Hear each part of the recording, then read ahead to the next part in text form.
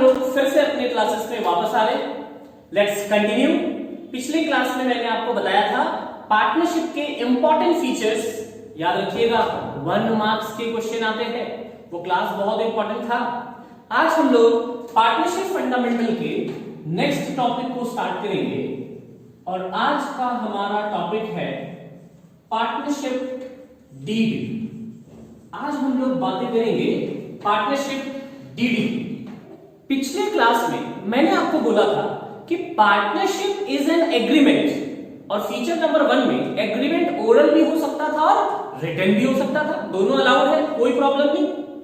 अब अगर agreement oral है, ओरल बोले तो बोलचाल की बात, मतलब आपस में दोस्तों ने मिलकर डिसाइड किया कि बिजनेस करेंगे, लिखा पढ़ी नहीं करा।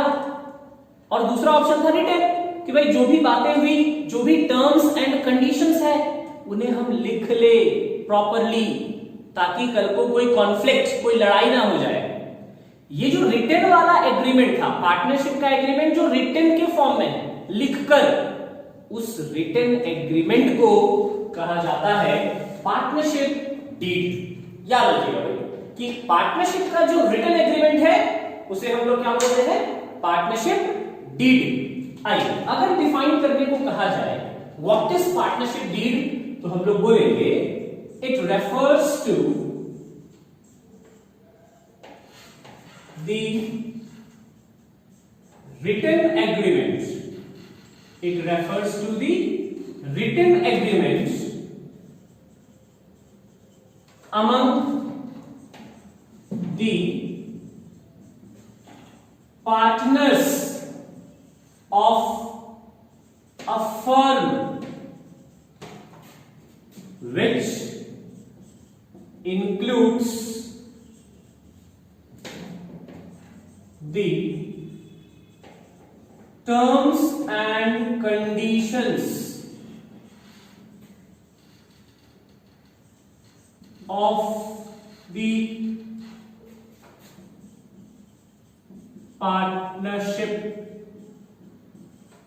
ये देखिए, अगर पूछा जाए व्हाट इज पार्टनरशिप डीड, वैसे तो बुक्स में भी आपको कई सारे डेफिनेशंस मिल जाएंगे, बट एकदम सिंपल लैंग्वेज में, अपने वर्ड्स में हम लोग बहुत इजीली डिफाइन कर सकते हैं।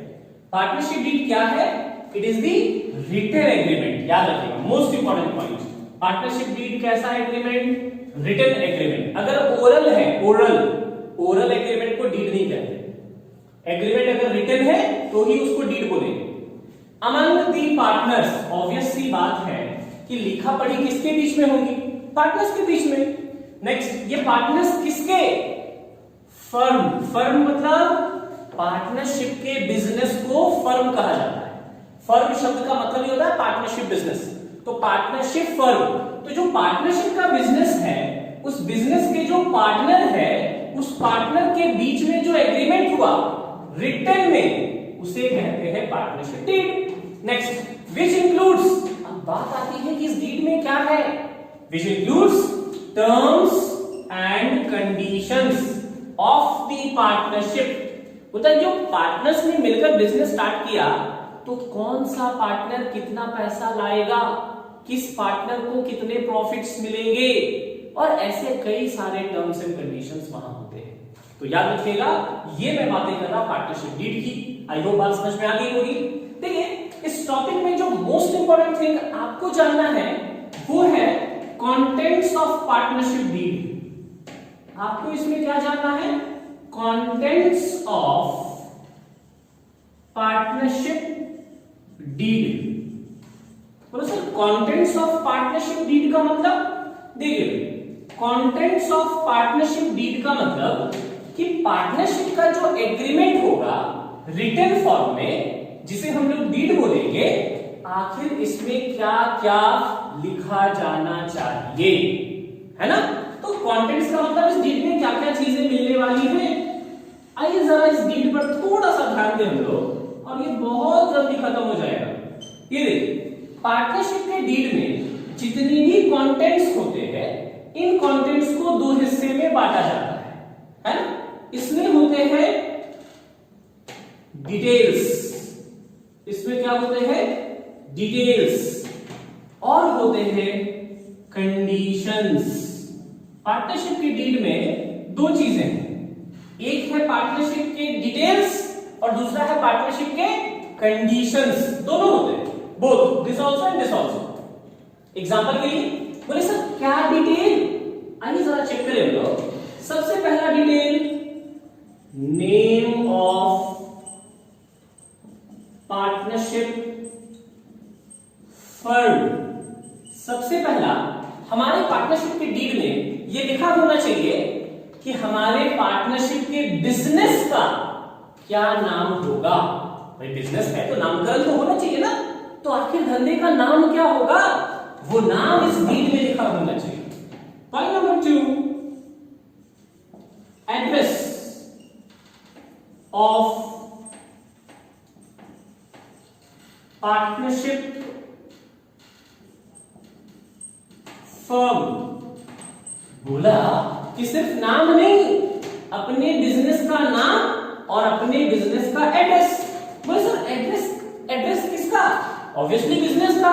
सर बिजनेस का एड्रेस, बिजनेस का एड्रेस बोले तो अगर सिर्फ एक ही ऑफिस है तो उसका डिटेल, और अगर उसके ब्रांचेस है, मान लीजिए आपके बिजनेस के कई सारे ब्रांचेस हैं, तो उस ब्रांचेस का भी डिटेल, उसके गोडाउन का, तो हेड ऑफिस का एड्रेस, ब्रांच का एड्रेस, गोडाउन का एड्रेस सब होना चाहिए, ताकि कल को कोई मारामारी ना हो। आगे तो वंस अगेन डिटेल्स में दो बातें हो गई, पार्टनरशिप के बिजनेस का नाम, पार्टनरशिप के बिजनेस का एड्रेस, कि भाई दुकान कहां है, ऑफिस कहां है। Point number 3, name of partners. Partners के भी तो नाम होने चाहिए कि भैया कौन कौन पार्टनर है। कल को कोई भी मुंह उठाकर आएगा बोलेगा मैं भी पार्टनर हूं, तब तो गड़बड़ ना हो जाएगा। तो पार्टनर्स के भी नाम होने चाहिए। एक और point number 4, address of partners. उन पार्टनर्स के एड्रेस भी होने चाहिए कि कल को कोई पार्टनर भाग गया या किसी पार्टनर की इंफॉर्मेशन नहीं मिल रही तो भी उसका घर तो जानना होगा ना कि कल को कहां ढूंढे उसे। तो वंस अगेन पार्टनरशिप के बिजनेस का नाम, पार्टनरशिप के बिजनेस का एड्रेस, पार्टनर्स का नाम, पार्टनर्स के एड्रेस। अच्छा और भी कुछ चीजें यहां पर हम लोग लिख सकते हैं, जैसे पॉइंट नंबर 4, इसमें हम लोग लिख सकते हैं work distribution among the partners, work distribution among the partners, कि किस पार्टनर को कौन सा काम करना है। कई बार ऐसा होता है कि भाई जब बिजनेस स्टार्ट हो रहा होता है तो सब लोग आगे आ जाते हैं कि मैं भी काम करूंगा, मैं भी काम करूंगा, मैं ये करूंगा, मैं वो करूंगा। और जब धंधा स्टार्ट हो जाता है तो पता चल रहा कोई टाइम से ऑफिस पहुंच ही नहीं रहा, तब तो फिर प्रॉब्लम होगा ना। भाई एक बंदा ज्यादा मेहनत कर रहा, बाकी लोग सोए घर पे आराम से, ये तो बहुत गलत बात है। तो बेहतर है कि काम को डिस्ट्रीब्यूट कर दिया जाए कि देखो भैया ये वाला काम आपका है, परचेजिंग आपकी है, गुड्स बेचना आपका काम, दुकान में आपको बैठना है, अकाउंटिंग आपको देखनी है। तो जब आप काम को सब में बांट दोगे तो फिर लोग अपना अपना काम करने को बाध्य हो जाएंगे, है ना, मतलब मजबूर हो जाएंगे, उनको करना पड़ेगा भाई, बहानाबाजी नहीं चलेगा। और जिसने अपना काम सही से नहीं किया उसको फिर पनिश भी किया जाएगा। तो वर्क डिस्ट्रीब्यूशन बहुत जरूरी है ना। तो ऐसे कई सारे, ये तो मैंने बस कुछ सैंपल दिया, ऐसे कई सारे डिटेल्स, जैसे date of starting of business, business किस दिन स्टार्ट हुआ, है ना, नेचर ऑफ बिजनेस, बिजनेस का नेचर। आइए जरा एक बार देख ले हम लोग, और नेचर ऑफ बिजनेस।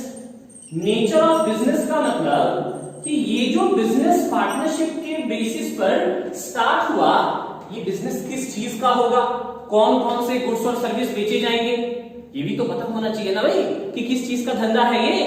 तो ऐसे कई सारे पार्टनरशिप के धंधे का, पार्टनरशिप के बिजनेस का जो भी डिटेल्स जरूरी है वो सब इस पार्टनरशिप डीड में होना चाहिए। अब तक पार्टनरशिप डीड में डिटेल्स की बातें करी कि डीड में क्या क्या डिटेल्स होने चाहिए, और मैंने आपको कुल मिलाकर 6 पॉइंट्स लिखा है। बोला सर सिर्फ इतना ही होता है, ऐसा नहीं साहब, इससे ज्यादा भी हो सकते थे। ये देखिए ETC लगा रहा मैं, और भी कई सारे पॉइंट है, बुक्स में देखेंगे पूरा बल्क में मिलेगा। लेकिन इतने पॉइंट जानना सफिशिएंट है। आगे बढ़ते हैं, अब हम लोग बातें करेंगे कंडीशंस। डीड में कौन कौन से कंडीशंस होने चाहिए। ये देखिए कंडीशंस में सबसे पहला प्रॉफिट शेयरिंग रेशियो। सबसे पहला कंडीशन कि आखिर जो पार्टनर्स होंगे वो आपस में प्रॉफिट और लॉस कैसे बांटेंगे, किस रेशियो में बांटेंगे। और सर आप तो लिखे हो प्रॉफिट शेयरिंग रेशियो, तो क्या लॉस बांटने का रेशियो अलग होता है? ऐसा बिल्कुल नहीं। बोलते हैं प्रॉफिट शेयरिंग रेशियो, बट इसी रेशियो से प्रॉफिट भी बांटा जाता है और लॉस भी बांटी जाता है। नाउ पॉइंट नंबर 2, यहां पर हमें इंटरेस्ट ऑन कैपिटल का जिक्र करना है। इंटरेस्ट ऑन कैपिटल, क्योंकि पार्टनर्स बिजनेस में पैसे लगाते हैं, पार्टनर्स बिजनेस में पैसे इन्वेस्ट करते हैं, उसे हम लोग क्या बोलते हैं? कैपिटल। तो कई बार पार्टनर्स का ये कहना है कि पार्टनर्स को उनके कैपिटल पर इंटरेस्ट भी मिलना चाहिए। क्यों मिलना चाहिए? ये बातें आपको अगले क्लास में पता चलेंगी। फिलहाल आप इतना जान लो कि interest on capital partnership firm यानी बिजनेस देगा किसको? पार्टनर्स को। तो किस रेट ऑफ इंटरेस्ट से? 5%, 6%, 8%, 10%, 12%, क्या रेट होगा उसका? वो रेट ऑफ इंटरेस्ट का जिक्र भी पार्टनरशिप डीड में होना चाहिए।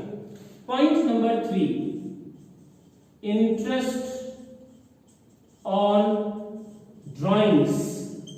जिस तरह पार्टनर्स बिजनेस में पैसे इन्वेस्ट करते हैं, पार्टनर बिजनेस में पैसे इन्वेस्ट करते हैं, पूंजी लगाते हैं, तो वो बदले में बिजनेस से इंटरेस्ट मांगते हैं, जिसे बोलते हैं इंटरेस्ट ऑन कैपिटल। बिल्कुल उसी तरह से पार्टनर्स अपने घर के खर्चे के लिए, पर्सनल यूज के लिए बिजनेस से अगर पैसे निकाले तो फिर उन पैसों पर उन्हें इंटरेस्ट देना पड़ता है। याद रखिएगा, इंटरेस्ट ऑन कैपिटल बिजनेस देता है पार्टनर को, इंटरेस्ट ऑन ड्राइंग पार्टनर्स देते हैं बिजनेस को, क्योंकि पार्टनर ने बिजनेस से पैसा निकाला है अपने पर्सनल खर्च के लिए। तो इंटरेस्ट ऑन ड्राइंग्स का भी जिक्र होना चाहिए। पॉइंट नंबर 4, अगला जिक्र होना चाहिए सैलरी और कमीशन टू पार्टनर।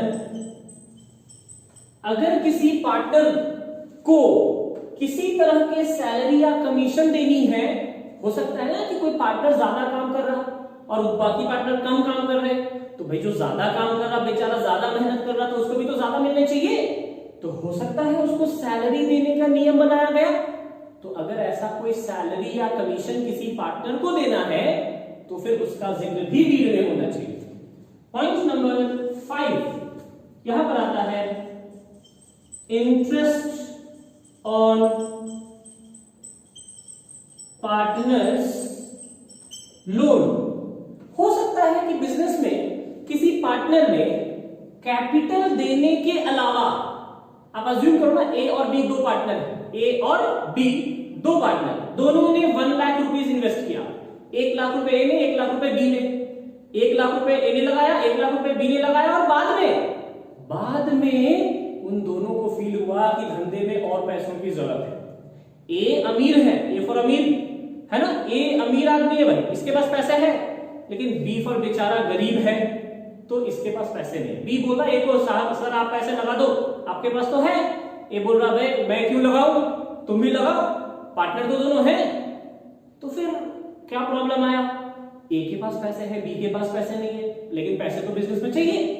तो बी और ए ने मिलकर डिसाइड किया कि ठीक है, ए बिजनेस को पैसा देगा, कैपिटल तो दिया, बाद में और पैसा देगा, लेकिन कैपिटल के नाम से नहीं। किस नाम से देगा?